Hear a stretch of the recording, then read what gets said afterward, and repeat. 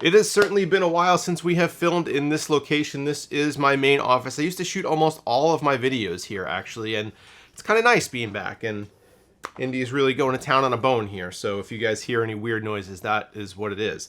But this video today, we're going to be mainly focused on overclocking two of AMD's newest products, the 5700 XT and the Ryzen 3900X. My initial video did not include any overclocked numbers. There was just way too much else to focus on, and also the drivers for these new Radeon graphics cards weren't quite yet ready for prime time.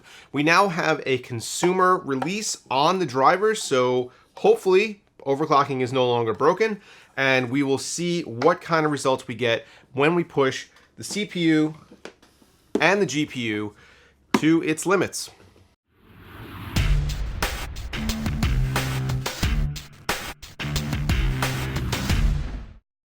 So just before we start, I want to let you guys know this is not going to be a how to overclock Ryzen type of video. I've done plenty of those in the past. I'm sure I will do more of them in the future, but what we want to explore today is not necessarily how to overclock, but what happens once you do overclock. So when we get the Ryzen 3900X and or the 5700 XT running up past their factory spec, what happens to your gaming scores, your productivity scores, and what happens to thermals and power and whatnot. So that's what we're going to be looking into today. So when you see the charts that I'm going to present to you as far as the performance scaling, you're going to see a couple different results. You will see all stock, you will see just with system memory overclocked, you will see just with CPU overclocked, you will see just with GPU overclocked, and then you will see everything overclocked at once and see what that actually does to your frame rates and or Cinebench scores, etc.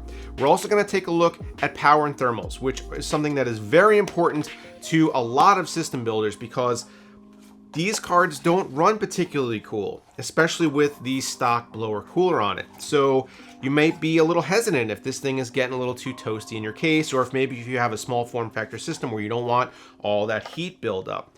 So let's dive right into our first chart, which shows you guys what exactly I was able to do, how I was able to overclock these cards and this card and this CPU, and what it resulted in. So here is the first comparison that we're going to be looking at.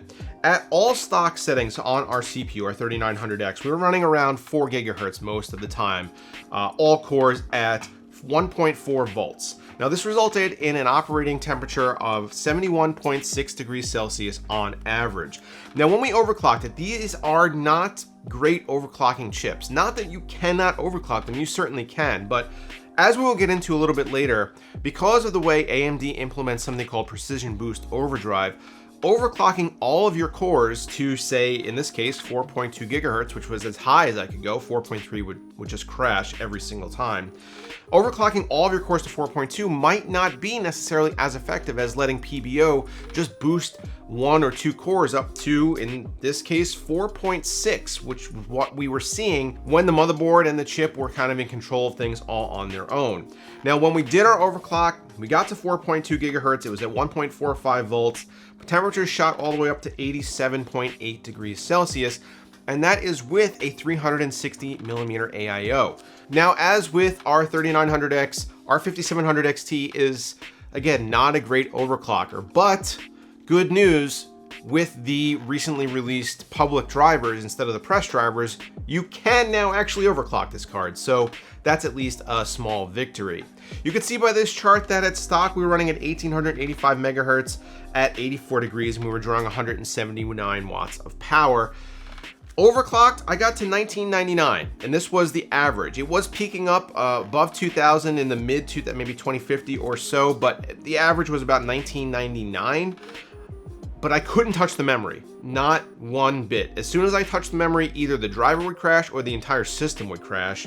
So, I mean, that's even moving the slider like 5 megahertz. Like, I could not touch the memory at all.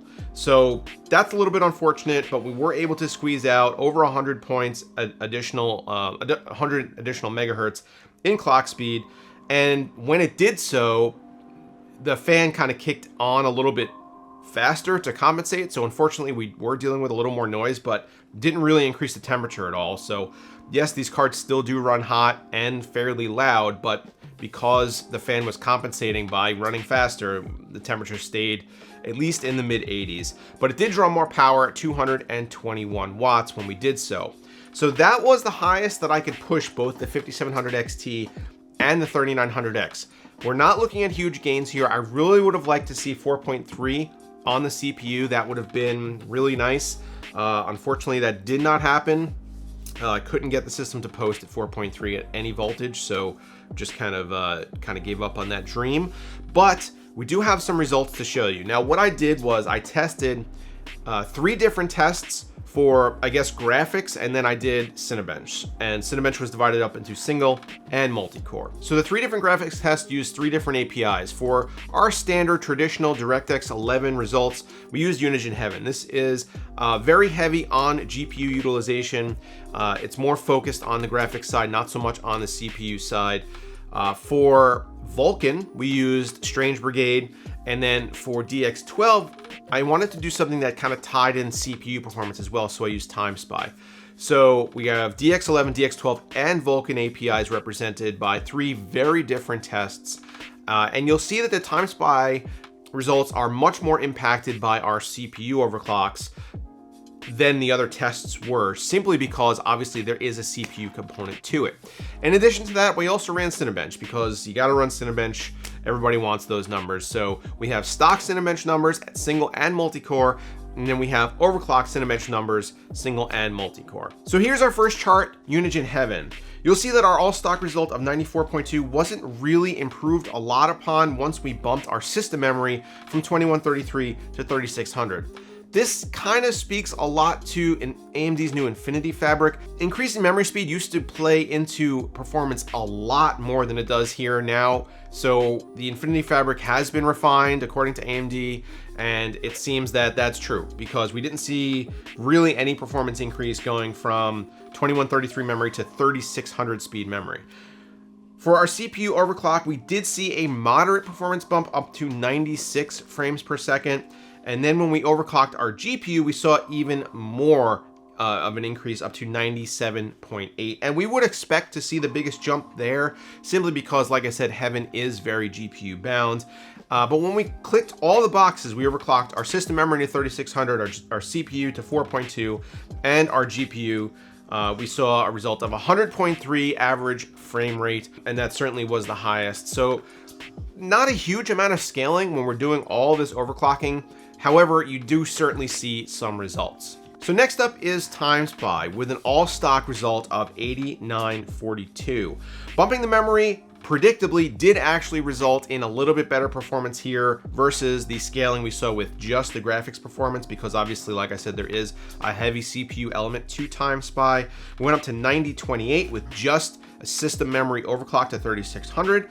When we overclocked our CPU all cores, the score went down. We're only 8959. So clearly the memory has more of an impact than increasing the clock speed across all of our cores, because like I said, when we're dealing with an AMD CPU with Precision Boost Overdrive, the cores can get up to 4.6 gigahertz all on their own. So perhaps TimeSpy relies more on that single core clock speed than it does on the all core clock speed. And that's what we were seeing here, but still, the results are not that far apart. So we're almost dealing with a situation where it doesn't make that much of a difference either way. But when we increased our GPU to 1999, we saw an increase up to 9233. And clearly this is the best result so far until we, once again, overclock the CPU, GPU, and memory and see a result of 9439. So we're up approximately 500 points from where we started by doing our all system overclock. When you compare this to a result that you might see with an Intel NVIDIA system, this is not impressive. Not saying that these cards don't overclock, they certainly do, but the percentage gains that you're gonna see by doing so is not nearly as much as Intel gives you. Whether that is speaking more to the fact that these chips aren't necessarily good overclockers or that AMD has already pushed them out of the factory, I don't really know. It's not like the performance is bad in any way, but when you're just looking at what gains can I get by overclocking, The 5700 XT and the 3900X are not going to give you these huge boosts that you might see from overclocking a 2080 Ti or something like that. And our last graphics intensive game is Strange Brigade, and some very interesting results here. It did not matter what we did with our CPU or our memory. When we bumped up our GPU, that's what made the difference. We got a 5 frames per second jump there up to 124, and then it just stuck there even though we overclocked our CPU and memory in addition to our GPU. So basically this one is entirely GPU dependent, 119 frames per second or 124 frames per second, depending on if you're overclocking the 5700 XT or not. And now let's slide into some Cinebench results. With our system all set at stock speeds, we got a 496 point result for our single core and a 7075 result for our all core. Now, this is with any kind of multi-core enhancement type setting enabled in the motherboard BIOS. So this is why you might see these scores be a little bit higher than they were in my initial Ryzen review. Either way, the scores are very impressive, especially for stock settings. When we bumped up our memory, we did see a small improvement up to 504 single core, 7101 all core. Overclocking the CPU though, we see it actually a lower score than when we were all stock. And this again is because of frequency. When I was running this test and we were on all stock settings, I saw multiple cores at any given time boosting up to 4.6 gigahertz. This clearly is something that Cinebench favored because the results here show that single core results do not pan out when you do an all core overclock. However, our all core result of 7403 is significantly higher than our all stock. So across all of our cores, yes, the overclock does help us, but if you're running a single threaded application that favors clock speed, clearly you want these stock settings to stay in place. And then when we overclock our memory and our CPU, we see our Cinebench single core scores of 488 and all core 7424. So very close to the CPU OC score. Not very much difference depending on if you're overclocking your memory or not. So that is it. And I guess it's time to wrap up here. Like we said in the beginning, unfortunately, not great overclocking parts. However, I can say this is kind of a good thing for the 3900X. The way that AMD has designed Precision Boost Overdrive to function means that in most applications, you do not need to worry about overclocking it that much. The fact that PBO can take these cores up to 4.6 at any given time means that for most scenarios, that's going to be plenty to get you the maximum amount of performance, or at least fairly close to it. You shouldn't have to worry about bumping up your voltage, running higher temperatures, messing around with the strap or the multiplier or anything like that, because this is giving you very close to peak performance right out of the box. And I do enjoy the fact that you don't necessarily have to mess around with a chip to get all the performance that you're paying for.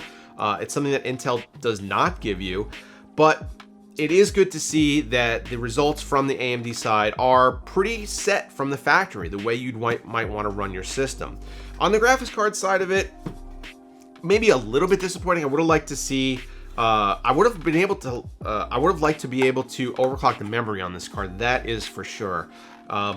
Getting a small boost out of the CPU cores is certainly nice, and it did show a result in all of our graphics testing. So this is not an insignificant overclock.